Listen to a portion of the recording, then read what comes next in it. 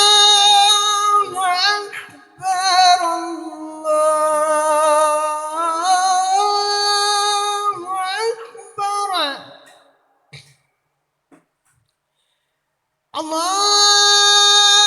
الله أكبر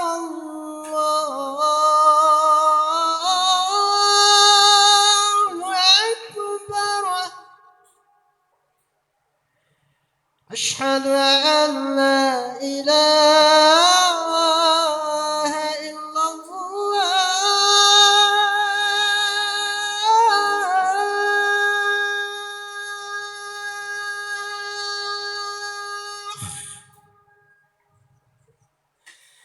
أشهد أن لا إله إلا الله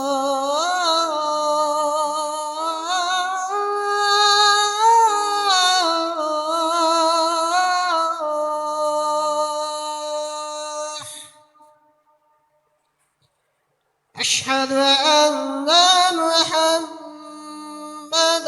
رسول الله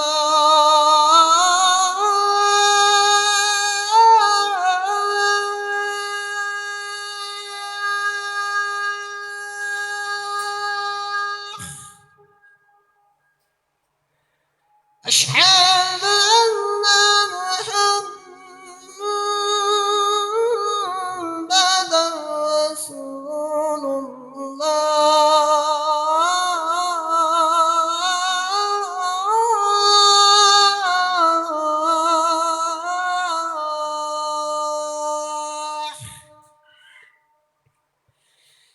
حي على الصلاة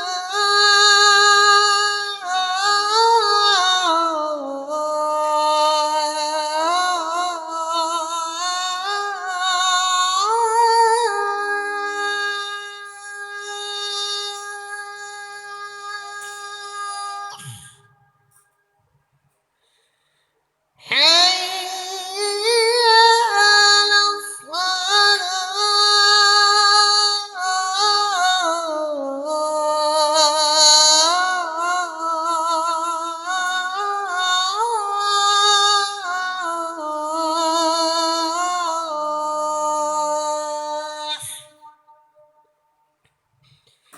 حي على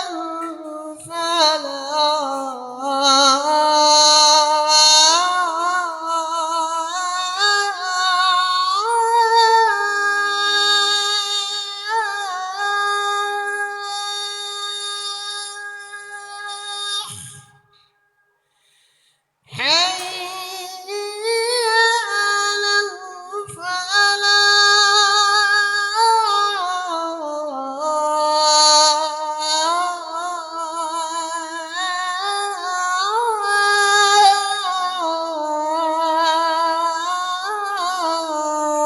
الفلاح الله أكبر الله أكبر لا إله إلا الله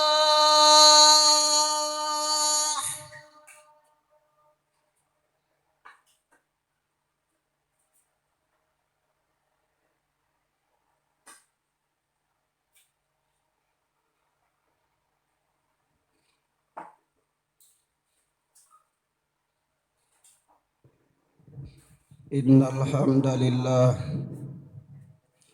نحمده ونستعينه ونستغفره ونعوذ بالله من شرور أنفسنا ومن سيئات أعمالنا من يهده الله فلا مضل له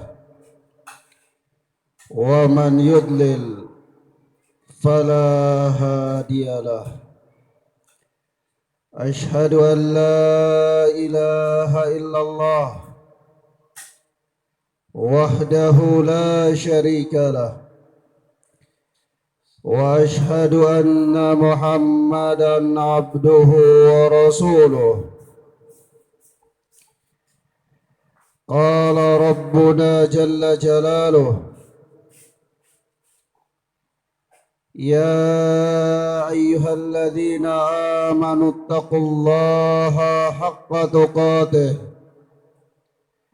ولا تموتن إلا وأنتم مسلمون. وقال سبحانه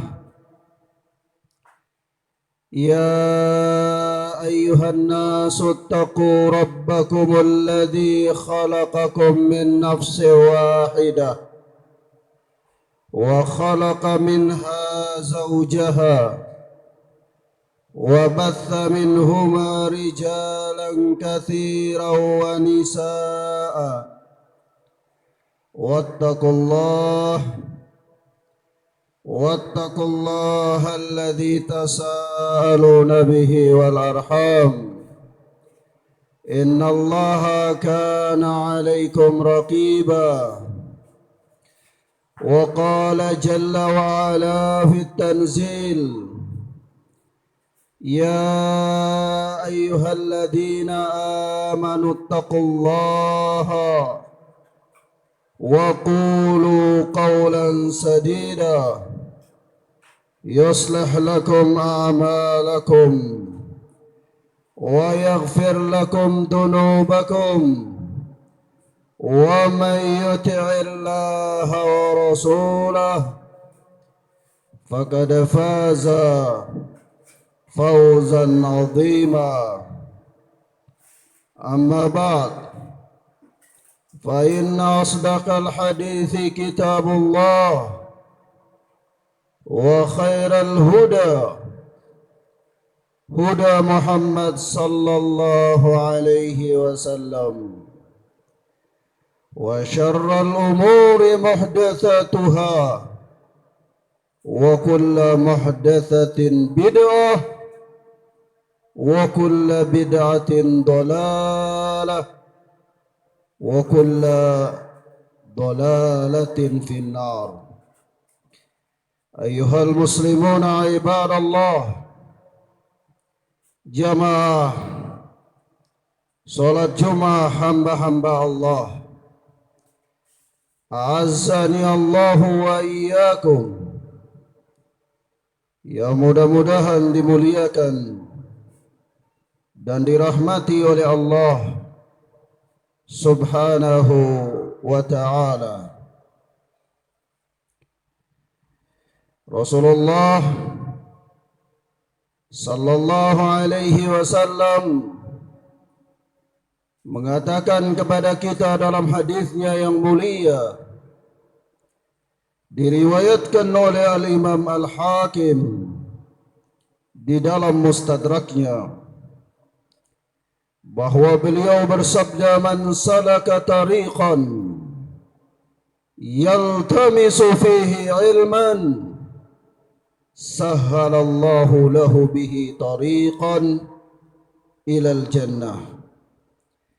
Barang siapa yang menempuh suatu jalan, menyusuri suatu jalan untuk mendapatkan ilmu agama, dia belajar untuk berjalan atau berupaya untuk mendapatkan pengetahuan agama, maka niscaya dengan usahanya itu sahhalallahu lahu bihi tariqan ilal jannah. Allah subhanahu wa ta'ala akan memudahkan jalannya untuk sampai ke surganya Allah Azza wa Jal. Maka berupaya, berusaha untuk mendapatkan ilmu agama adalah sababun min asbab, adalah merupakan salah satu usaha atau satu sebab di antara sekian sebab yang dengannya Allah memudahkan jalan seseorang ke surganya Allah Azza wa Jal. Begitu pula Rasulullah di dalam hadisnya yang lain mengatakan, majtama'a qaumun fi buyutin min buyutillah azza wa fi baitin min buyutillahi azza wa jal yaqra'una al-Qur'ana wa yatadarasunahu bainahum illa haffat alaihimul malaikah wa ghashiyatuhumur rahmah wa nazalat alaihimus sakinah wa dzakarahumallahu fi man indahu atau kama jaa fil hadis.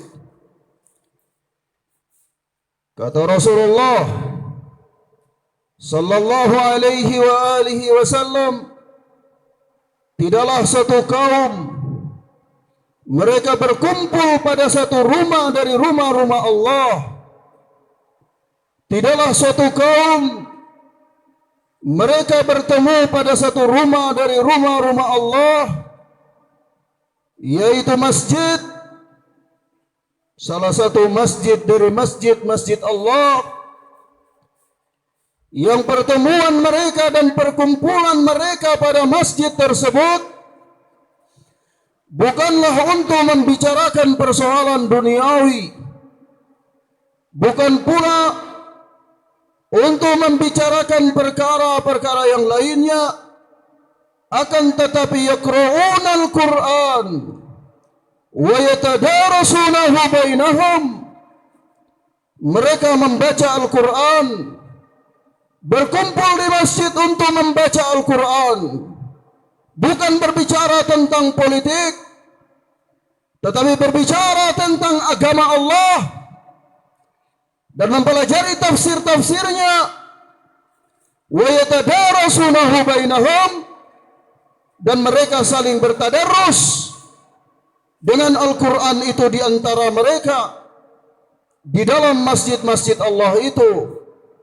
Illa haffat alaihimul malaikah, kecuali Allah akan memberikan kepada mereka beberapa keutamaan. Yang pertama, haffat alaihimul malaikah, para malaikat akan menaungi mereka.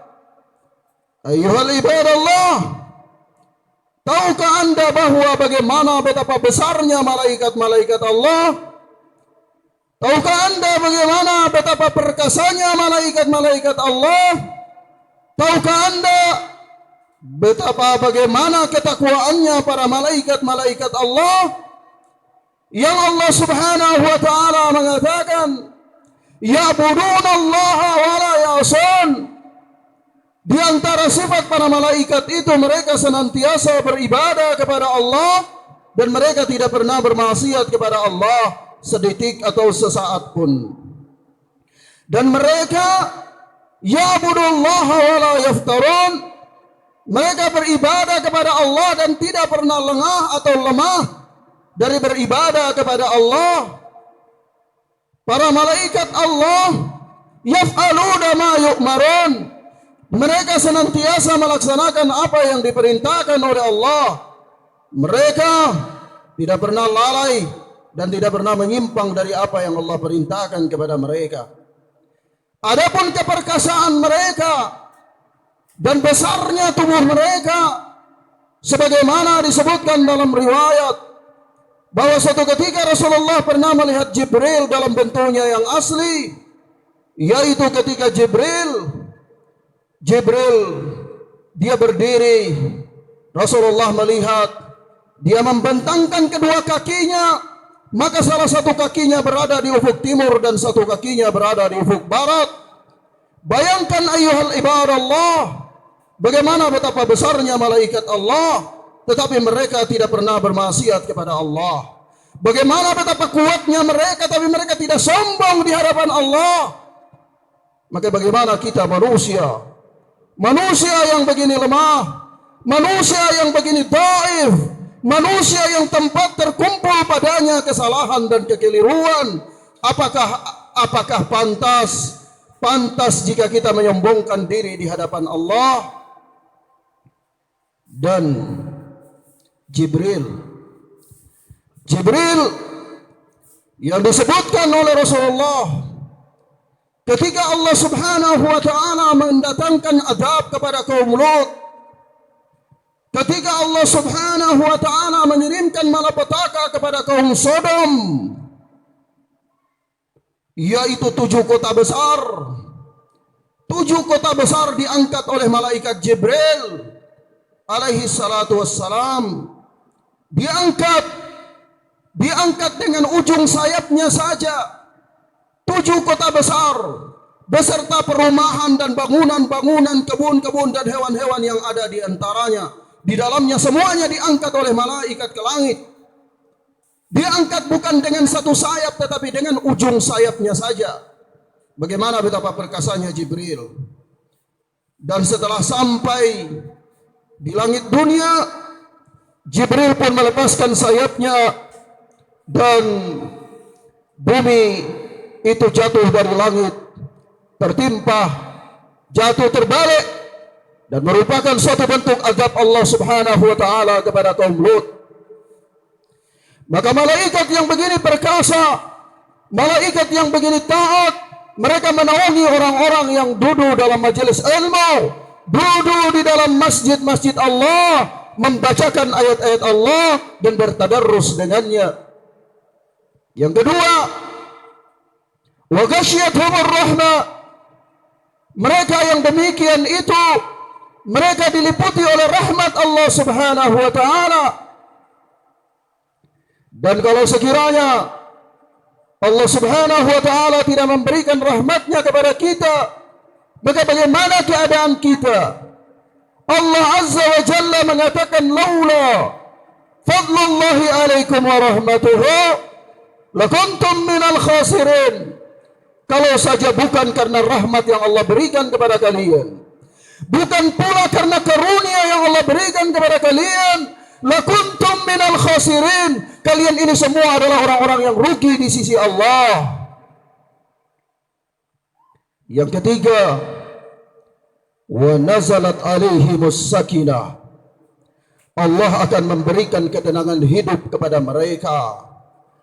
Orang-orang yang selalu berada dalam keadaan gundah gulana, orang-orang yang selalu berada dalam keadaan stres, orang-orang yang selalu berada dalam keadaan panik, linglung, bingung, dan diliputi oleh berbagai macam persoalan-persoalan hidupnya, mereka ketika hadir di dalam majelis ilmu, ketika mereka hadir di dalam masjid dari masjid-masjid Allah, mereka membaca Al-Quran, bertadarrus dengan Al-Quran, maka Allah akan susupkan kepada mereka ketenangan.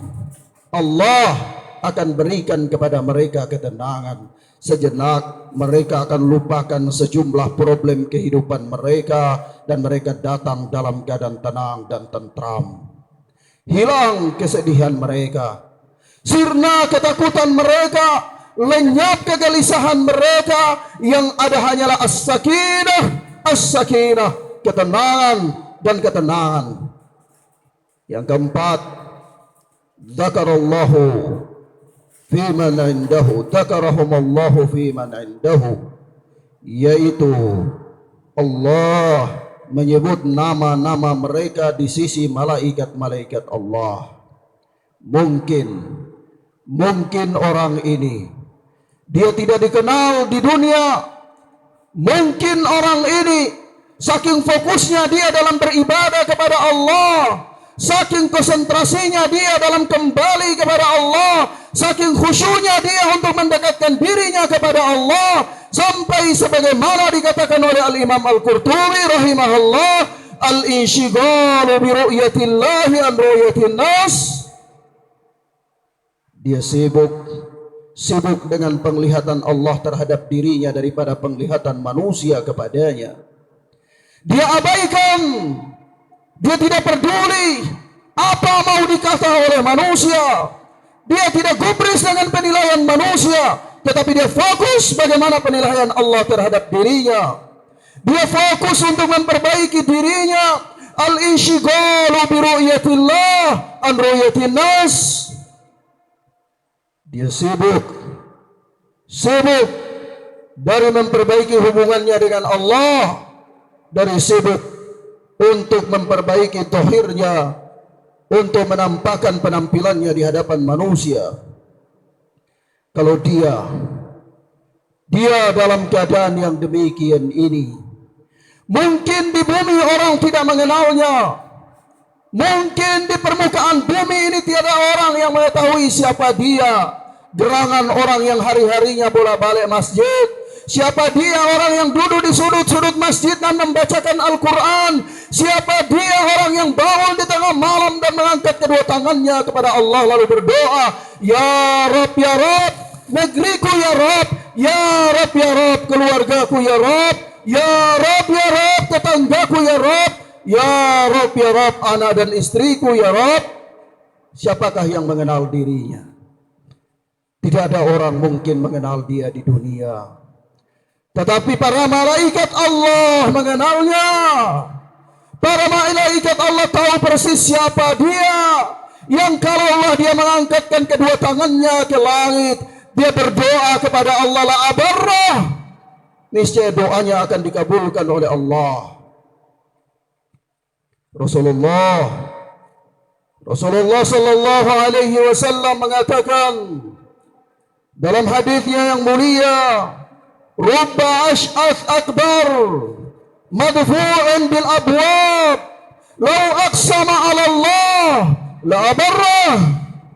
Bisa jadi ada orang yang penampilannya kusut, bisa jadi ada orang yang penampilannya berdebu, bisa jadi ada orang yang tampilan zahirnya tidak memikat hati dan mengundang perhatian. Madfu'in bil abwab, dia ditolak dari pintu-pintu, tidak diterima oleh khalayak ramai. Akan tetapi lau aqsama 'ala Allah, kalau dia mengangkat kedua tangannya ke langit dan dia berdoa, la abarrah, niscaya Allah akan mengampuni, niscaya Allah akan mengabulkan doanya. Allah akan mengabulkan doanya. Dan hampir nyaris pada zaman kita ini tidak ada lagi orang yang seperti ini. Maka tunggulah saatnya bencana itu akan datang menimpa kita. Allah subhanahu wa ta'ala telah mengabarkan kepada kita melalui sabda Nabi Muhammad sallallahu alaihi wasallam. Allah katakan, Rasulullah katakan, sayakunu sanawat hudda'at, akan hadir nanti, akan datang kepada kalian sanawat hudda'at, tahun-tahun yang penuh dengan tipu daya, tahun-tahun yang penuh dengan fitnah, yusaddaqu fiha al-kadhib, sampai orang yang jujur di tahun itu dianggap pendusta, wa yukadzabu fiha as-sadiq, dan para pendusta di zaman itu dianggap sebagai orang yang jujur,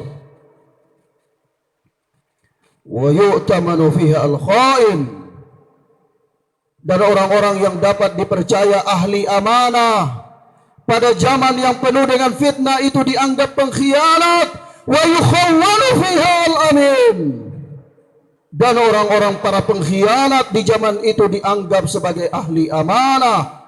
Wa yuntikhu ar-ruwaibidah, maka para ruwaibidah pun mulai berbicara. Para ruwaibidah pun mulai mengangkat suara.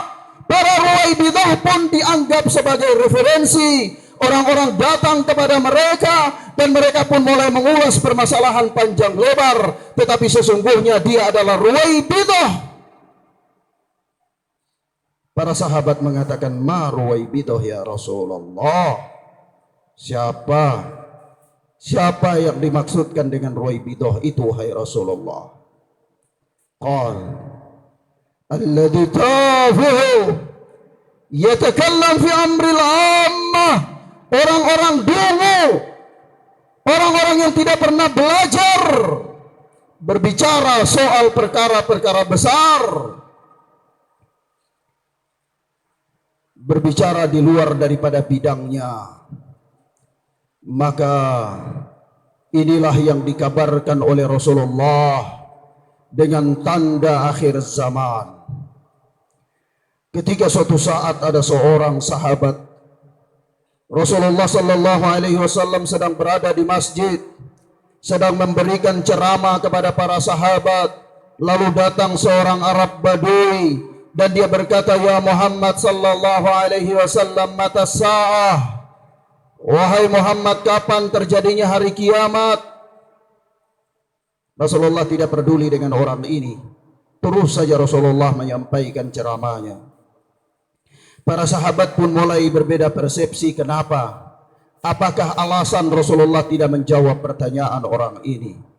Di antara sahabat ada yang mengatakan karena pertanyaannya tidak didengar oleh Rasulullah. Ada yang mengatakan karena Rasulullah tidak mau memutus pembicaraannya di tengah-tengah. Dan yang lainnya dari persepsi-persepsi para sahabat.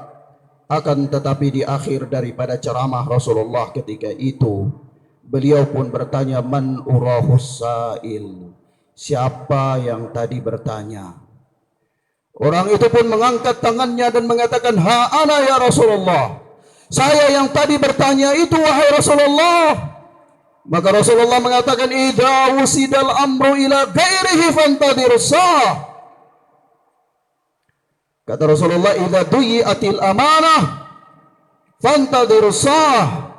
Kalau amanah sudah disia-siakan, tidak ada lagi orang yang ahli amanah, maka tunggu saja nanti engkau akan melihat kiamat. Sebentar lagi akan datang kiamat. Orang ini bertanya lagi, "Kaifa tuyi'atuha ya Rasulullah?" Bagaimana cara amanah disia-siakan itu wahai Rasulullah? Kata beliau, "Idza wussidal amru ila ghairi ahli fantadhiris sah." Kalau sekiranya suatu urusan diberikan kepada bukan ahlinya, maka engkau pasti akan melihat kiamat. Seorang sarjana filosof berbicara tentang persoalan agama di luar daripada jalurnya, maka akan terjadi kiamat pada agama itu. Karena dia berbicara pada disiplin ilmu yang bukan miliknya. Seorang sarjana teknik berbicara tentang perekonomian global, maka nanti akan terjadi bencana pada sistem perekonomian. Kenapa?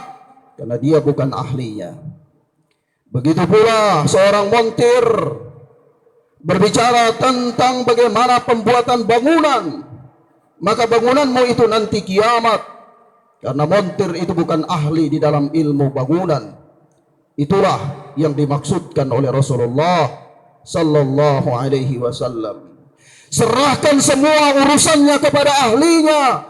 Kalau anda seorang nelayan, maka uruslah nelayanmu. Kalau anda seorang petani, maka uruslah pertanianmu.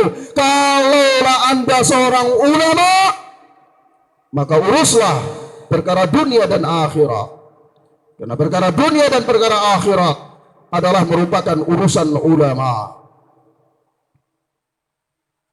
Masyiral muslimin, jamaah salat Jumat hamba-hamba Allah, azani Allahu wa iyyakum, yang mudah-mudahan dimuliakan dan dirahmati oleh Allah subhanahu wa ta'ala.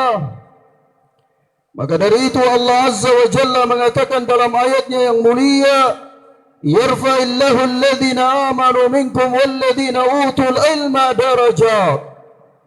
Allah subhanahu wa ta'ala mengangkat derajat orang-orang yang beriman dan orang-orang yang diberikan ilmu pengetahuan beberapa derajat di atasnya. Maka alaikum bil ilmi wa alaikum bil ilmi ya ibadallah. Wajib bagi kalian untuk belajar. Wajib bagi kalian untuk belajar ya hamba-hamba Allah. Belajar. Karena kalau sekiranya kalian tidak mempelajari ilmu agama, maka akan yurfa, akan diangkat oleh Allah. Rasulullah mengatakan dalam hadis, kata beliau, "Innallaha," hadis ini diriwayatkan oleh Imam Muslim rahimahullah dalam sahihnya, "Innallaha la yaqbidul ilma intiza'an yantazi'uhu minan nas." Allah tidak mencabut ilmu ini sekaligus. Allah tidak mencabut ilmu ini dari bumi serta merta, tidak. Walakin yakbidul ilma biqabdil ulama. Akan tetapi Allah mencabut ilmu ini dengan cara mematikan para ulama, mewafatkan para ulama. Lah bayangkan bagaimana kalau ulama yang menjaga agama ini semuanya wafat, dan kita ini semua belum sempat mengambil ilmu mereka. Apa jadinya kita dalam kehidupan dunia ini? Kemana kita bertanya? Siapa yang akan kita jadikan sebagai mufti? Dan di mana referensi kita? Bayangkan bagaimana kalau orang alim semuanya diwafatkan oleh Allah.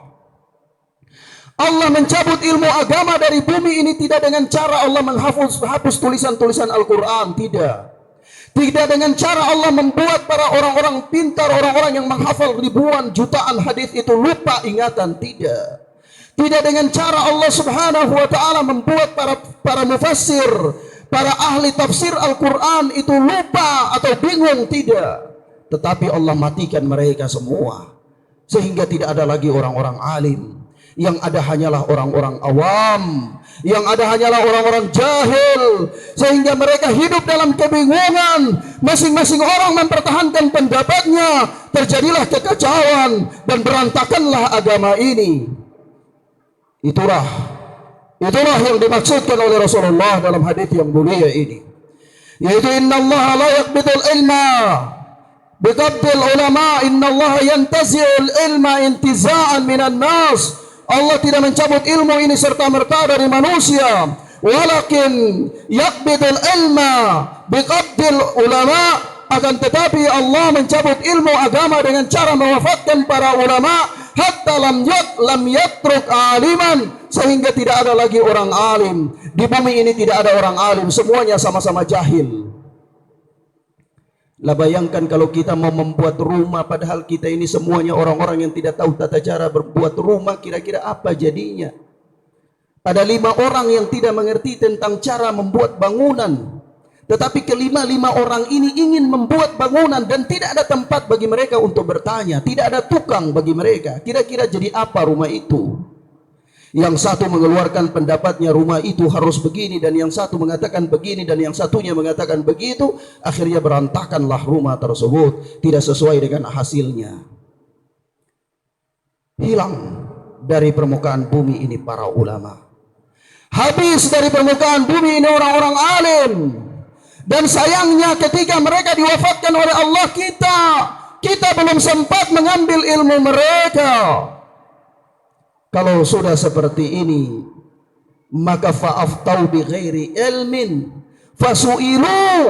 Lalu orang-orang datang bertanya kepada mereka. Kita bingung siapa tokoh kita bingung siapa orang alim di antara kita bingung siapa ulama kita, siapa ustadz kita, sehingga kita bertanya kepada orang-orang yang sesungguhnya dia bukan ustadz, dia bukan orang alim, dia bukan ulama, tetapi kita tokohkan dia, kita anggap dia ulama, dan kita anggap dia sebagai referensi. Lalu fa'aftau bi ghairi ilmin, kata Rasulullah, dia mengeluarkan fatwa tanpa ilmu, fadallu wa adallu, dia sesat, maka dia pun menyesatkan orang lain.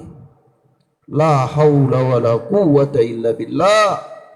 Bayangkan ayuhal ikhwan, bayangkan bagaimana kalau anda hendak berjalan ke Masohi misalnya, lalu anda tidak tahu arah jalan ke Masohi. Anda bertanya kepada seseorang di samping jalan, kemanakah arah jalan ke Masohi, dan dia pun tidak tahu. Dia tunjuk anda jalan untuk menuju ke Wirnama. Sampaikah anda di Masohi apa tidak?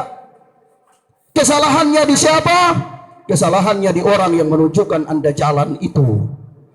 Anda bertanya kepada orang yang salah, Anda bertanya kepada orang yang bukan ahli, Anda bertanya bukan kepada orang alim.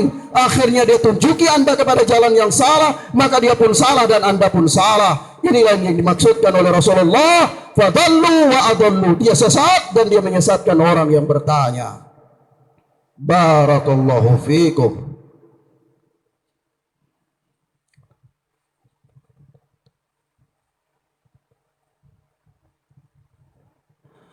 Walhamdulillahi hamdan katsiran thayyiban mubarakan fih kama yuhibbu rabbuna wa yarda. أشهد أن لا إله إلا الله وحده لا شريك له وأشهد أن محمدا عبده ورسوله صلى الله عليه وعلى آله وصحبه وسلم. أما بعد أيها المسلمون عباد الله, hamba-hamba Allah yang mudah-mudahan dirahmati oleh Allah Subhanahu wa taala. Perhatikanlah ucapan sahabat yang mulia Anas bin Malik radhiyallahu taala an.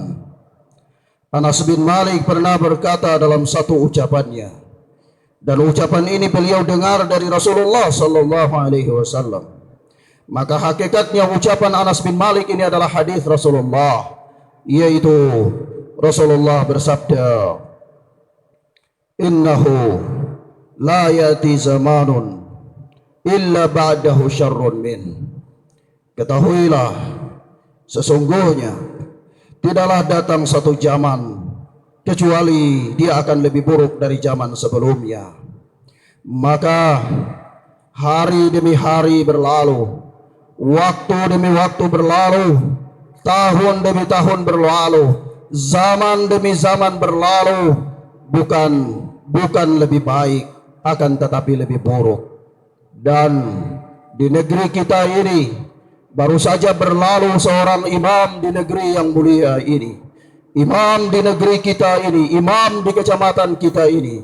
Terlepas dari beliau adalah manusia biasa yang dikatakan oleh Rasulullah, kullu bani adam khata', setiap bani Adam itu terjatuh dalam kesalahan, wa khairul khata'ina tawwabun, akan tetapi sebaik-baik orang yang bersalah itu adalah orang yang bertobat. Maka kita doakan semoga Allah memberikan rahmat kepadanya, semoga Allah tabaraka wa ta'ala mengampuni kesalahan-kesalahannya, dan Allah Azza wa Jal semoga mendengarkan doa kita dari mimbar Jumat yang mulia ini, di markas ilmu yang mulia ini. Semoga Allah Subhanahu wa ta'ala menerima amalan baik yang dilakukan olehnya. Dan tentu kita sangat takut, kita sangat khawatir bahwa setelah ini zaman bukan bertambah baik, akan tetapi bertambah buruk. Siapakah orang yang akan kita gantikan kepada beliau?